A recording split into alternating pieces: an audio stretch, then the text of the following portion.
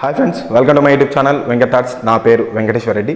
10 రోజుల క్రితం తెలంగాణలో నోటిఫికేషన్ల గురించి అప్డేట్ వచ్చినప్పుడు ఏపీలో కూడా చాలామంది అయితే బాధపడ్డారు అండ్ ఏపీలో ఎలాంటి అప్డేట్ రాలేదని. ఆ రోజు నేను తెలంగాణ నోటిఫికేషన్ల మీద దానికి సంబంధించి అప్డేట్ మీద వీడియో చేసినప్పుడు నేను ఆ వీడియోలో ఒక విషయం అయితే చెప్పాను. తెలంగాణలో నోటిఫికేషన్ల మీద అప్డేట్ వచ్చింది కాబట్టి ఏపీలో కూడా ప్రెషర్ అనేది పెరుగుతుంది. కంపల్సరీగా ఏపీలో కూడా తొందరలోనే నోటిఫికేషన్ల గురించి అప్డేట్ అయితే వస్తుంది. కంపల్సరీ మీరైతే ప్రిపరేషన్లో ఉండండి అని అయితే నేను ఆ రోజు అయితే చెప్పడం జరిగింది.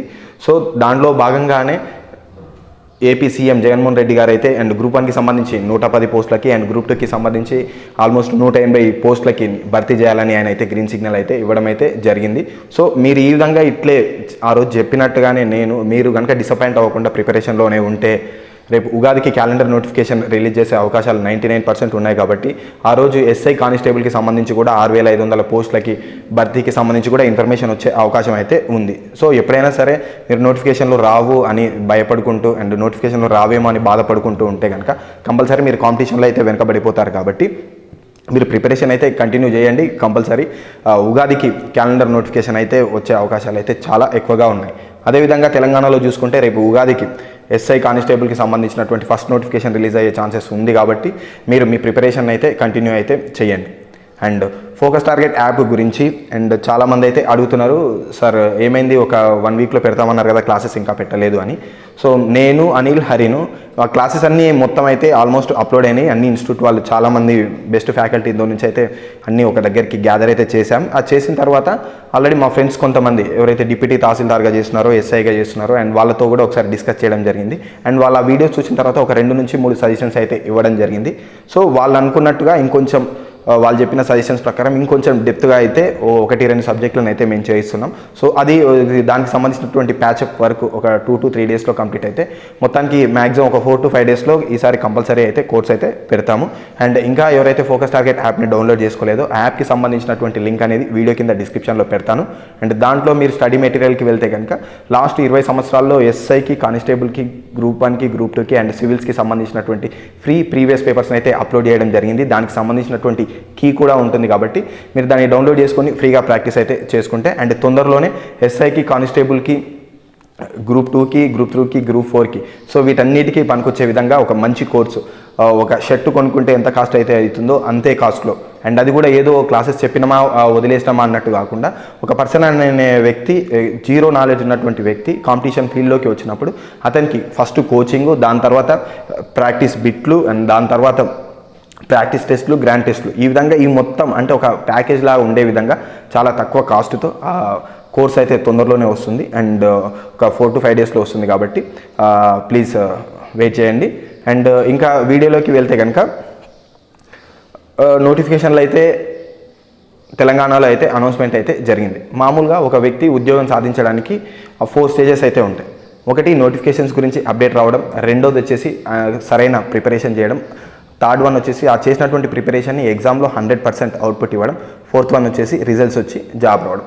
సో ఇక్కడ తెలంగాణలో చూసుకుంటే ఆల్రెడీ దీనికి ఫస్ట్ ఫేజ్కి సంబంధించినటువంటి ప్రకటన అయితే వచ్చింది అండ్ ఏపీలో కూడా తొందరలోనే ఉగాదికి క్యాలెండర్ నోటిఫికేషన్ అయితే కంపల్సరీ రిలీజ్ చేస్తారు. కాబట్టి మీరు ఈ ఫస్ట్ స్టేజ్ గురించి ఆలోచించడం అనేసి సెకండ్ స్టేజ్ ఏదైతే ఉందో ప్రిపరేషన్, ఈ ప్రిపరేషన్ స్టేజ్ అనేది నీకు జాబ్ రావాలన్నా వద్దా, నేను హీరో నుంచి జీరో చేయాలా లేదంటే నేను లూజర్ నుంచి విన్నర్ చేసేది ఈ ప్రిపరేషన్. ఈ ప్రిపరేషన్ మీదనే ఈ సెకండ్ స్టేజ్ మీదనే 90% ఆఫ్ నీ సక్సెస్ అనేది డిపెండ్ అయి ఉంటుంది. కాబట్టి సో ప్రిపరేషన్ అనేది స్టార్ట్ చేయాలి అని నేను మీకు ఆల్రెడీ చెప్పాను. అండ్ ఈ ప్రిపరేషన్ స్టార్ట్ చేసేటప్పుడు మామూలుగా మనకి చదవాలంటే చాలా సబ్జెక్ట్స్ ఉంటాయి. ఎకానమీ ఉంటుంది, పాలిటీ ఉంటుంది, జాగ్రఫీ ఉంటుంది, హిస్టరీ ఉంటుంది, యాప్టిట్యూడ్ ఉంటుంది, రీజనింగ్ ఉంటుంది, ఇంగ్లీష్ ఉంటుంది, తెలుగు ఉంటుంది, ఎన్విరాన్మెంట్ ఉంటుంది, ఎథిక్స్ ఉంటుంది, సోషియాలజీ ఉంటుంది, రూరల్ డెవలప్మెంట్ ఉంటుంది, ఒక డిజాస్టర్ మేనేజ్మెంట్, ఈ విధంగా మొత్తం చూసుకుంటూ పోతే మళ్ళీ ఎకానమీలో ఏపీ తెలంగాణ, జాగ్రఫీలో ఏపీ తెలంగాణ ఇండియన్, హిస్టరీలో ఏపీ తెలంగాణ ఇండియన్ అండ్ తెలంగాణలో చూసుకుంటే తెలంగాణ మూమెంట్, ఈ విధంగా చూసుకుంటే టోటల్ ఆల్మోస్ట్ 15 సబ్జెక్టుల కంటే ఎక్కువనే ఉంటాయి. సో జాబ్ రావాలన్నా అని అంటే అన్ని సబ్జెక్టులు చదవాలంటే చదవాలి, బట్ అది హార్డ్ వర్క్ చేసేటువంటి వ్యక్తి లక్షణం. కాకపోతే ఎప్పుడైనా సరే మన గవర్నమెంట్ జాబ్ రావాలంటే హార్డ్ వర్క్తో పాటు స్మార్ట్ వర్క్ కూడా ఉండాలి. సో ఇన్ని సబ్జెక్టులు చదువుకుంటూ పోవడం కంటే ఇంపార్టెంట్ సబ్జెక్ట్స్ ఏవి, ఏ సబ్జెక్ట్స్ చదివితే ఏ కాంపిటేటివ్ ఎగ్జామ్లో అయినా కానీ 80 నుంచి 85% సిలబస్ కవర్ అయ్యేటువంటిది ఛాన్సెస్ ఉన్నాయి. సో దానికి సంబంధించినటువంటి సబ్జెక్టుల గురించి అయితే నేను మీకు ఎక్స్ప్లెయిన్ చేయబోతున్నాను. సో నేను ఇప్పుడు చెప్పేది ఏంటంటే టోటల్గా ఈ 15 సబ్జెక్టులోంచి 5 సబ్జెక్టులు చదివితే కనుక మనకి ఏ కాంపిటేటివ్ ఎగ్జామ్ తీసుకున్నా తెలంగాణలో తీసుకుంటే group 2, group 3, group 4, SI, constable ఈ 5 జాబులు 100కి 100% వస్తాయి. అండ్ ఏపీలో చూసుకుంటే కనుక గ్రూప్ 2, గ్రూప్ 3, ఎస్ఐ, కానిస్టేబుల్ ఈ 4 జాబులు అయితే 100% వస్తాయి. కాబట్టి సో ఆ ఇంపార్టెంట్ 5 సబ్జెక్టులు ఏంటివి ఫస్ట్ అవి చదివిన తర్వాత మిగతా వాటి మీద కాన్సన్ట్రేట్ చేయండి. సో ఈ 5 సబ్జెక్టులను చదివితే కనుక తెలంగాణలో 5 జాబులు వస్తాయి. కాబట్టి ఆ సబ్జెక్టులు ఏంటివి అండ్ ఏ సబ్జెక్ట్ నుంచి ఎన్నెన్ని క్వశ్చన్లు అడుగుతున్నాడు అండ్ ఓవరాల్గా గ్రూప్ 2లో గ్రూప్ 3లో నేను ఇప్పుడు చెప్పేటువంటి 5 సబ్జెక్టుల గురించి ఎంత వెయిటేజ్ ఉంటుంది అన్నది నేను మీకు ఈ వీడియోలో ఎక్స్ప్లెయిన్ చేస్తాను. సో దట్ మీరు ఆ వెయిటేజ్కి అనుగుణంగా చదవండి. ఫస్ట్ ఇది చదివిన తర్వాత మిగతా సబ్జెక్టులు అయితే కాన్సన్ట్రేట్ చేయండి. అది చూస్తే ఫస్ట్ అన్నిటికంటే ఇంపార్టెంట్ ఏంటి అని అంటే యాప్టిట్యూడ్ రీజనింగ్. యాప్టిట్యూడ్ రీజనింగ్ చాలామంది ఏమనుకుంటారని అంటే ఇది ఓన్లీ మ్యాథ్స్ బ్యాక్గ్రౌండ్ ఉన్న వాళ్ళకే వస్తుంది, నేను మ్యాథ్స్ బ్యాక్గ్రౌండ్ కాదు అండ్ నేను చిన్నప్పటి నుంచి నాన్ మ్యాథ్స్ స్టూడెంట్ని, నాకు చాలా ఇబ్బంది అవుతుందని చాలామంది అయితే ఫీల్ అవుతూ ఉంటారు. నిజానికి ఇది చాలా అంటే మిమ్మల్ని మీరు చాలా తక్కువ అంచనా వేసుకుంటారు. ఎందుకంటే యాప్టిట్యూడ్ రీజనింగ్ అనేది ఏదైనా సరే మీరు చిన్న ఉన్నప్పుడు 7th నుంచి 10th వరకు ఏదైతే చదివినారో అదే ఉంటుంది, అంతే తప్ప ఏదో పీజీ లెవెల్లో లేదంటే డిగ్రీ లెవెల్లో అయితే అసలు ఉండదు. కాకపోతే ఈ ఒక మిస్కన్సెప్షన్, అది ఎవరు స్టార్ట్ చేసిందో తెలియదు కానీ maths students, non maths students ఈ విధంగా ఏమి ఉండదు. సో అందరికీ బేసిక్ మనం ఇంతకుముందు చిన్న ఉన్నప్పుడు చదివింది ఏదైతే ఉంటుందో అదే ఉంటుంది. అరే బయటి దేశానికి సంబంధించినటువంటి లాంగ్వేజ్లే కష్టపడి నేర్చుకుంటున్నారు 5-6 నెలల్లో, అట్లాంటిది ఆల్రెడీ మీరు చిన్న ఉన్నప్పుడు చదివినటువంటి యాప్టిట్యూడ్ రీజనింగ్ అంటే ఎందుకు భయపడతారో అర్థం కాదు. సో ఏదైనా సరే మీరు బేసిక్స్ని ఒకసారి 7th నుంచి 10th వరకు చదివితే కనుక మీకు 70 to 80% యాప్టిట్యూడ్ రీజనింగ్ అనేది అదే కవర్ అవుతుంది. రీజనింగ్ అనేది అందరికీ కొత్తనే ఉంటుంది, చదివితే ఎవరికి ఏం ప్రాబ్లం ఏం కాదు. యాప్టిట్యూడ్లో కూడా 70 to 80%, ఎక్సెప్ట్ కొంచెం ప్యూర్ మ్యాథ్స్ కొంచెం ఇబ్బంది పెడుతుందేమో అంతే తప్ప కంప్లీట్ యాప్టిట్యూడ్ అయితే ఈజీగా వస్తుంది 100%. నన్ను నమ్మండి, దీనిలో maths students, non maths students అనేది ఏమీ లేదు. సో ఆల్రెడీ యాప్టిట్యూడ్ని ఏ విధంగా ప్రిపేర్ అవ్వాలి అని నేనైతే ఆల్రెడీ చాలా రోజుల కింద ఒక వీడియో చేశాను. ఈ వీడియో కింద డిస్క్రిప్షన్లో యాప్టిట్యూడ్ని ఏ విధంగా ప్రిపేర్ అవ్వాలి అన్నది మీకైతే వీడియో పెడతాను. దాన్ని ఓపెన్ చేసి చూస్తే మీకు క్లియర్ కట్గా దానిలో ఇన్ఫర్మేషన్ అయితే ఉంటుంది. ఇది నేను ఇంపార్టెంట్ అని ఎందుకు చెప్తున్నాను అని అంటే తెలంగాణలో తీసుకుంటే కనుక ఎస్ఐకి సంబంధించినంతవరకు 200 మార్కులు వస్తాయి యాప్టిట్యూడ్ రీజనింగ్ నుంచి. అండ్ కానిస్టేబుల్కి సంబంధించినంతవరకు 50 మార్కులు వస్తాయి. అలాగే గ్రూప్ 4కి సంబంధించి టోటల్ ఒక పేపరే ఉంటుంది, 150 మార్కుల పేపర్. అదేవిధంగా గ్రూప్ 2లో తీసుకుంటే 20 నుంచి 25 క్వశ్చన్లు వస్తాయి. గ్రూప్ 3లో తీసుకుంటే 20 నుంచి 30 క్వశ్చన్లు వస్తాయి. కాబట్టి యాప్టిట్యూడ్ రీజనింగ్ని నెగ్లెక్ట్ చేయకుండా చదవండి. ఎందుకంటే ఎస్పెషల్లీ తెలంగాణలో చూసుకుంటే ఎస్ఐ కానిస్టేబుల్కి సంబంధించి పోస్టులు 18,000 ఉన్నాయి అండ్ గ్రూప్ 4కి సంబంధించి 9,000 పోస్టులు ఉన్నాయి. మూడింటికి ఒకటే సిలబస్, సేమ్ ఒకటే ప్యాటర్న్. సో దీంట్లోనే మీరు కనుక యాప్టిట్యూడ్ రీజనింగ్ మీద మంచిగా గ్రిప్ వస్తే ఆల్మోస్ట్ 30,000 జాబ్లు మీ జేబులో ఉన్నట్లే.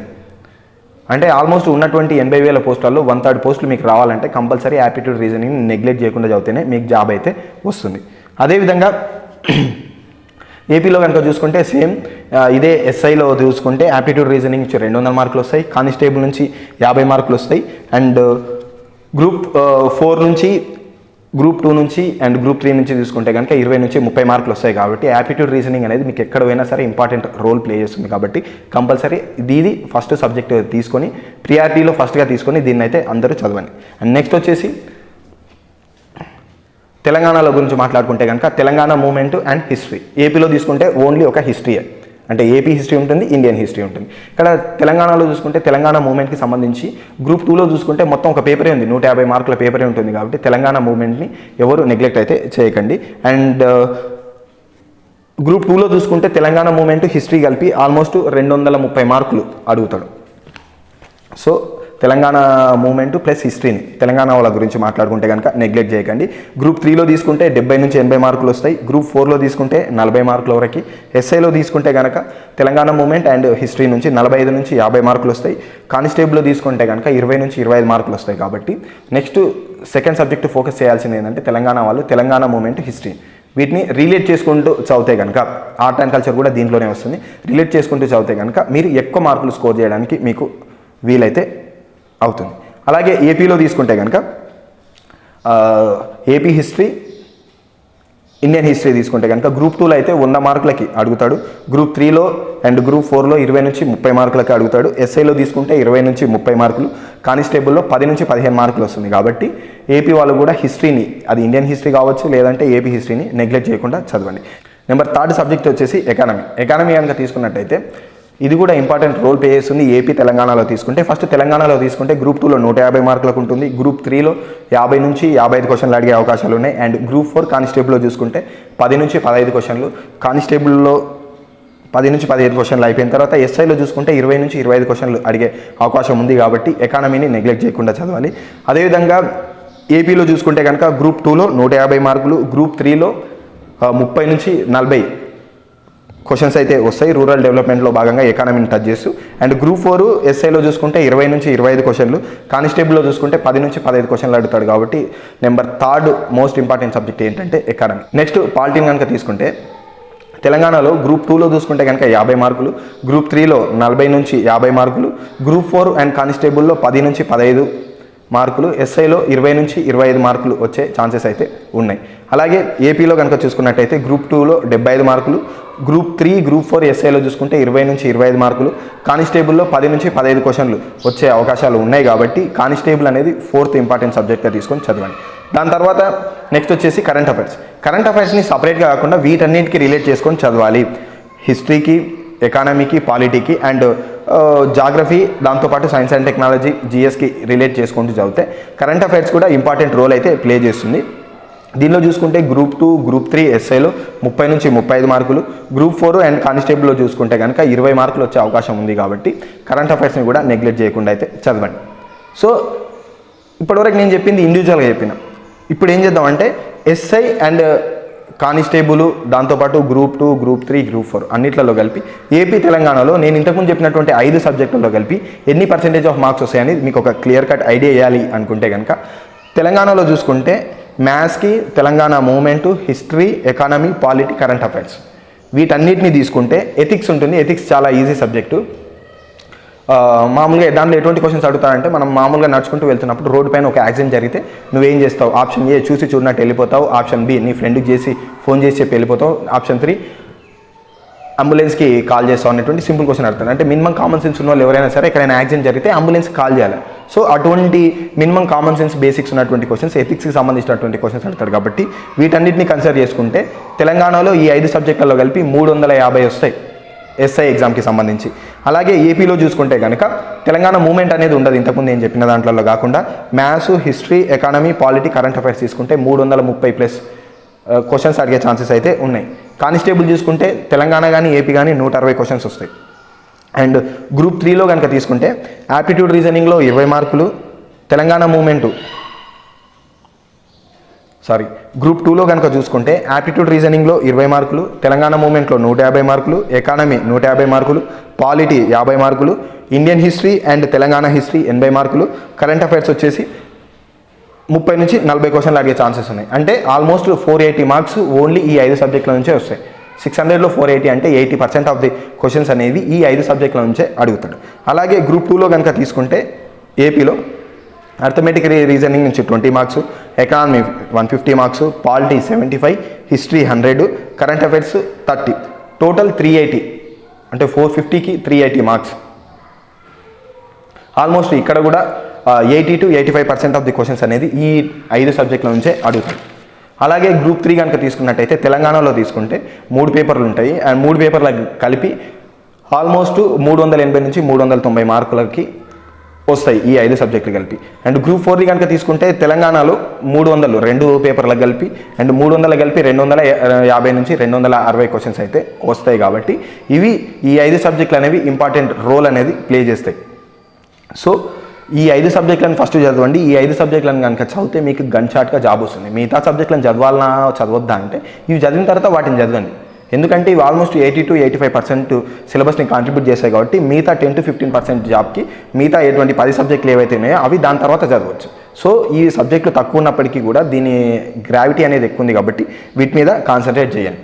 సో ఏదైనా సరే మీరు చదివినప్పుడు గ్రూప్ 2 స్టాండర్డ్లో చదవండి. ఎకానమీ చదివితే దాన్ని గ్రూప్ 2 స్టాండర్డ్లో చదవండి. ఇప్పుడు ఏమవుతుందంటే ఎకానమీ కనుక తీసుకుంటే గ్రూప్ 2లో 150 మార్కులకు ఉంటుంది. అదే కానిస్టేబుల్లో 10 నుంచి 15 క్వశ్చన్లు అడుగుతాడు. ఎస్ఐలో తీసుకుంటే 25 నుంచి 30 క్వశ్చన్లు అడుగుతాడు. సో అంతే సిలబస్ ఇక్కడ తక్కువ క్వశ్చన్స్ అడుగుతాడు. కాబట్టి చాలా డెప్త్గా అడిగే అవకాశం అయితే ఉంది. అండ్ అలాగే తెలంగాణ మూవ్మెంట్ కనుక తీసుకున్నట్టయితే గ్రూప్ 2లో 150 మార్కులకు ఉంటే ఎస్ఐలో తీసుకుంటే 35 నుంచి 40 క్వశ్చన్సే వస్తాయి. కానీ అక్కడ మార్కులు ఎక్కువ ఉన్నాయి కాబట్టి నీకు పైన అడిగే ఛాన్సెస్ ఉన్నాయి. ఇక్కడ నీకు తక్కువ క్వశ్చన్స్ అడుగుతాడు కాబట్టి ఎక్కువ డెప్త్గా అడుగుతాడు. సో లాస్ట్ టైము 2000 తెలంగాణలో లాస్ట్ టైం గ్రూప్ 2 నోటిఫికేషన్ పడ్డప్పుడు చాలామందికి ఎస్ఐ కానిస్టేబుల్ జాబ్ రాలే కానీ వాళ్ళకి గ్రూప్ 2 వచ్చింది. దానికి గల రీజన్ ఏంటి అని అంటే అప్పుడు కొంచెం ఫస్ట్ టైం తెలంగాణలో జరిగినటువంటి నోటిఫికేషన్ కాబట్టి పైన క్వశ్చన్స్ అడిగింది, చాలా ఈజీ క్వశ్చన్స్ అడిగింది. బట్ ఈసారి అట్లా అడిగాడు, చాలా డెప్త్గా అడుగుతాడు. అండ్ ఎస్ఐ కానిస్టేబుల్ అయితే కంపల్సరీ చాలా డెప్త్గా అడుగుతాడు. మీరు ఇంతకుముందు ప్రీవియస్ పేపర్ చూసినా కానీ తెలుస్తుంది, చాలా అంటే చాలా డీప్గా అడుగుతాడు. కాబట్టి మీరు ఏదైనా సరే ప్రిపరేషన్ అనేది గ్రూప్ 2 లెవెల్లో ఉండేటట్టు చూసుకోండి.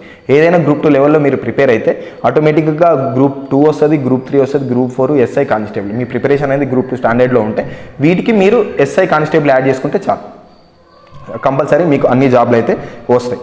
అండ్ ఇవి చదువుకున్న తర్వాత మిగతా సబ్జెక్టులు ఏవైతే ఉన్నాయో ఆర్డర్ ప్రకారం దాని తర్వాత కాన్సన్ట్రేట్ చేయాలనుకుంటే జాగ్రఫీ మీద కాన్సన్ట్రేట్ చేయండి, జనరల్ సైన్స్ మీద కాన్సన్ట్రేట్ చేస్తే మీ ప్రిపరేషన్ అనేది ఆల్మోస్ట్ 90 to 95%కి రీచ్ అయితే అవుతుంది.